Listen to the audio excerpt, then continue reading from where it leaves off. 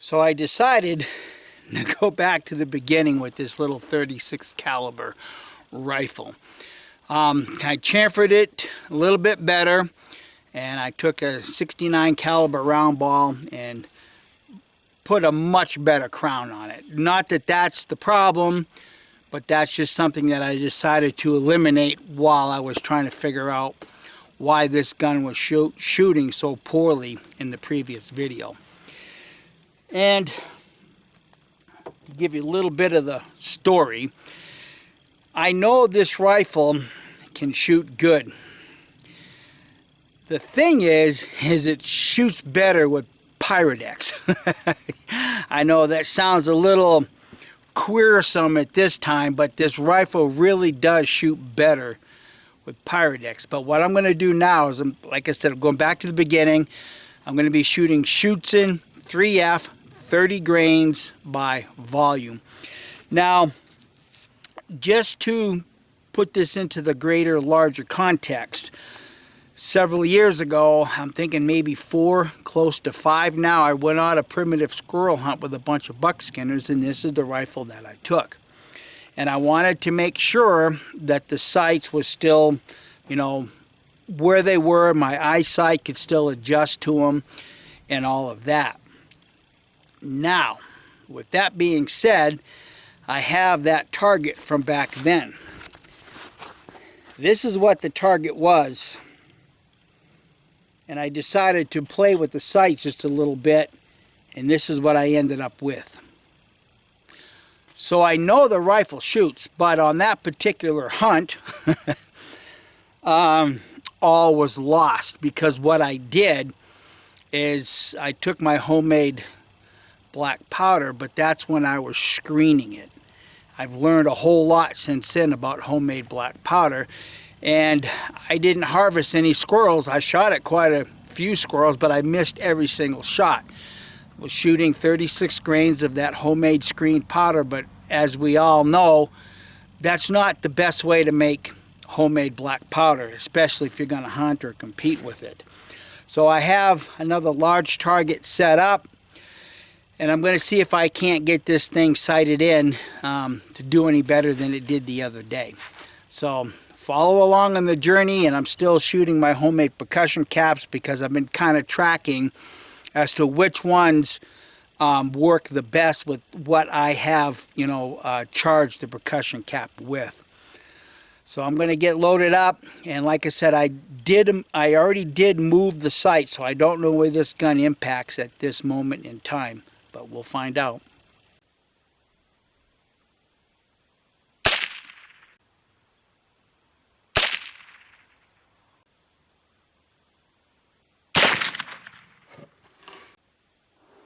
Well, that's interesting.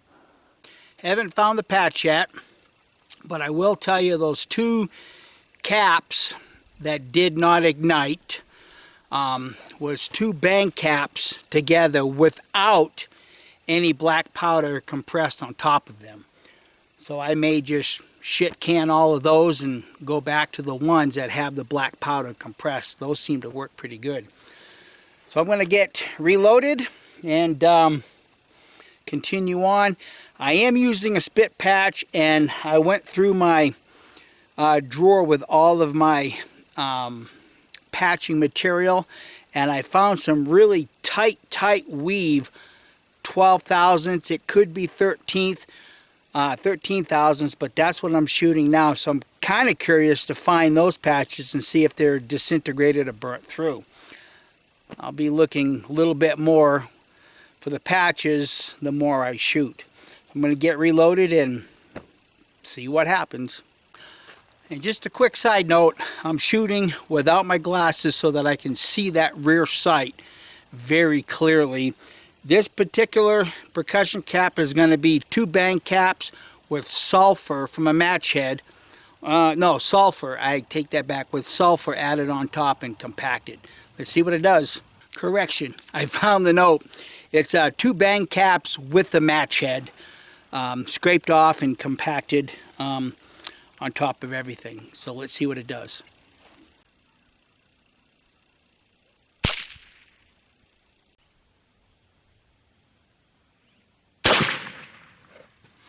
Well, I found that patch, and as you can see, it's torn where the landing grooves are, but it's not burnt completely through.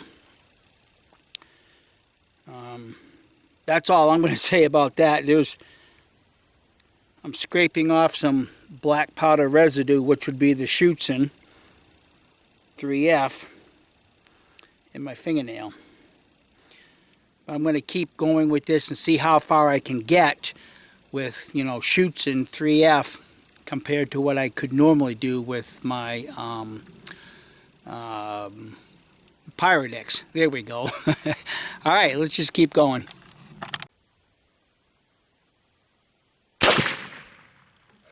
Now that cap right there was the same ones that I was shooting in the previous video with the two bang caps together and 4F black powder compressed on top of it. So those seem to work best for right now.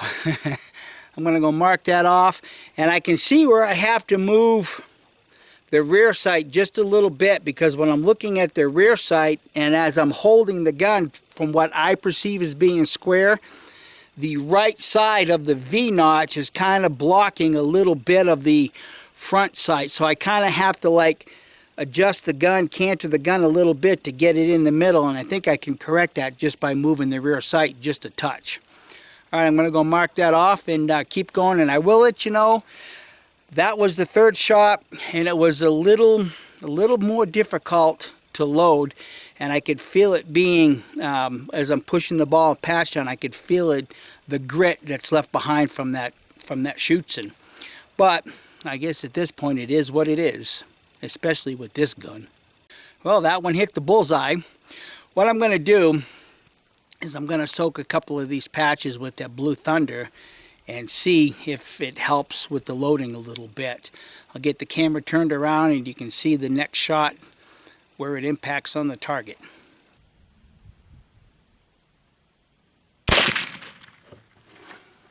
Okay, I can see where that one went. Go mark it off and get loaded up again. That patch was Blue Thunder, and it did not make a difference at all in loading. But I'm going to just keep going. Well, I'm going to move the rear sight back to where it was. And I found the previous spit patch. It's not burnt all the way through, so this material for right now appears to be a little bit better material for me to be using. And now that the sun's coming out, I can warm up my Thompson's boar butter. I brought this out just to, experiment also, but when I came out here it was about 35 degrees, no sun. And I'm squeezing it right now, and you can see it's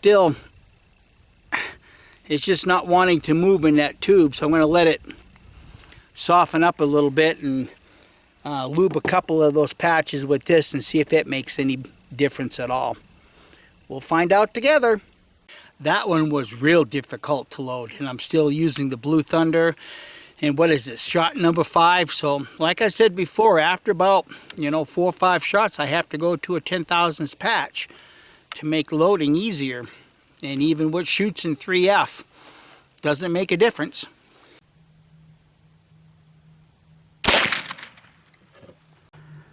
I can't see it from here with the sun reflecting in the lens. I'll mark it off.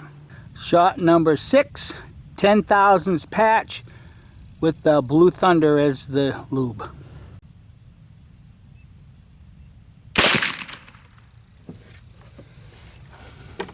I still can't see because of the reflection, but it looks like that one was just a little to the right of the bullseye. Well, I just found that previous patch that was with Blue Thunder, and it's clean. And it's not all shredded up like the other ones were. I'm finding this extremely curious. I really am. All right, I'm going to keep going with the 10,000ths patches and see where these impact. And just for me, I tweaked the rear sight just a tad bit more to see if I can't get that right into the center.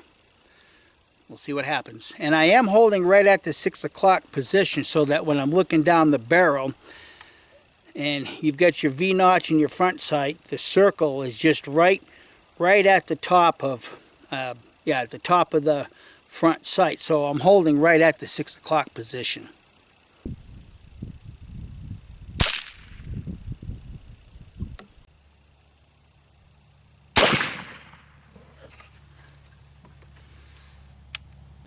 Alright, I'm going to go mark that one off. Even those homemade percussion caps are getting me right here. But out of all the ones I've shot, other than the first two that I did a different compound, this one with the black powder, other than that one, seems to be working just fine. Which is encouraging for me, just simply because when I'm here, target practicing and messing around, I don't have to be going through factory caps. I can save those for a rendezvous or when I'm hunting with it or something. So for me, that's a plus. So I found the patch. It's disintegrated like most of them.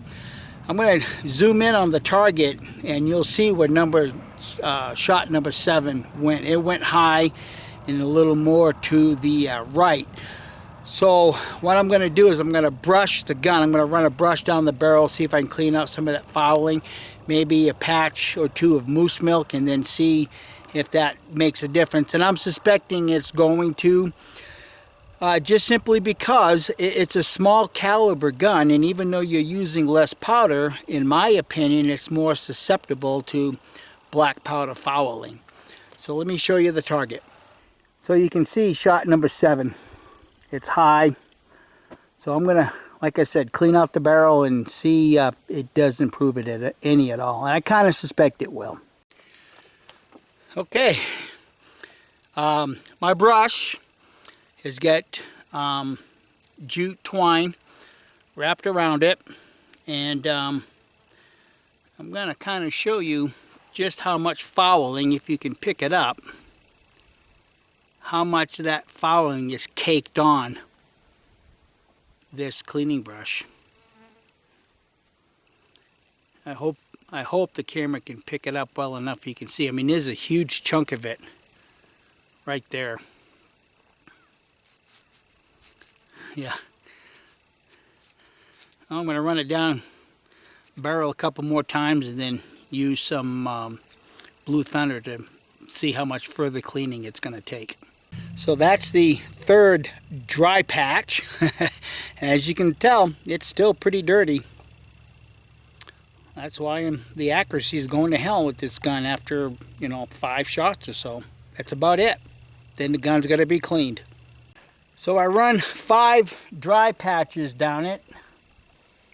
This was number 5. You can see she's still dirty. So I decided to take another patch, soak it with moose milk, and that's what it came out like. This gun loves to hold on to fouling, and this is a Petrosoli gun, so I kind of find that curious, but I guess that's one of the things I have to live with if I want to. Well, I'm never going to compete with this gun because this is a pain in the ass. Squirrel hunting, yeah, that's not too terribly bad. But competing at a rendezvous, no way. All right, I'm going to finish getting as much of this fouling out as I can and continue shooting.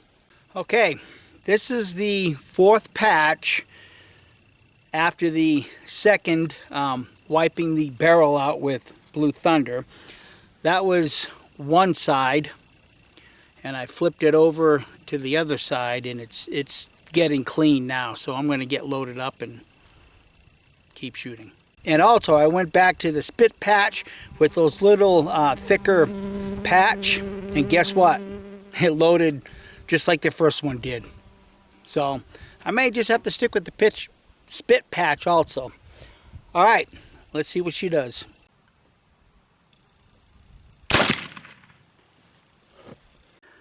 Is that one dead center that? Can't tell from here. Sun's reflecting too much in the view screen. All right, I'm going to go get a close-up. Nope, shot a little low, but she's right in line with the you know, the width of the bullseye. I found that patch. To be expected, it's clean. But I went down a clean barrel. All right. And that time I aimed just a little bit lower than where I would normally do, which tells me that I need to keep my sight right where I have been keeping it with a clean barrel. So this time I bumped it up to 40 grains, just simply because the measure I have in my short starter is 40 grains. And that one loaded pretty easy with a spit patch. So I'm going to see where this one impacts, and probably just keep going because this is fun.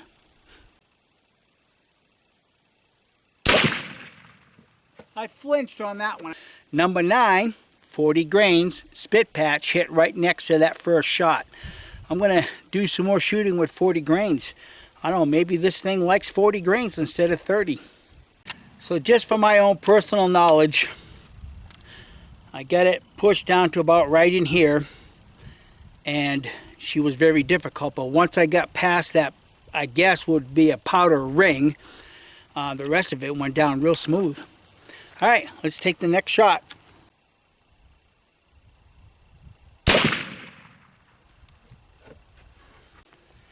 So before I go look and see where that shot placed, just to give everybody a look-see, those caps are dirty. I mean, there's quite a bit of fouling, quite a bit of buildup right here. But I think, if I remember right, all but that one didn't go off, except for the first two, which were loaded different than the ones that I've been using. But doing this here in my shooting range, like I said previously, it sure does beat having to use factory caps. Well, that one hit the bullseye, but just at the top of it, you know, the perfect parallel up and down. So I think my sights are on. It's just a matter of where I need to hold it. I found that patch. Yeah, it's got some holes in it, but it's pretty clean. And once again, spit patch, 40 grains of powder.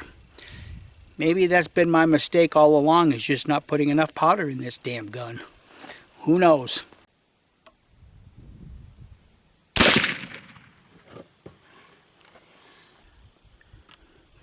Yeah, once again, too much sun reflecting. I'm going to go get a close-up. I don't know if the camera picked it up, but that one impacted just right next to the previous shot. A little high, but right next to it. So I'm going to load up one more load, 40 grains.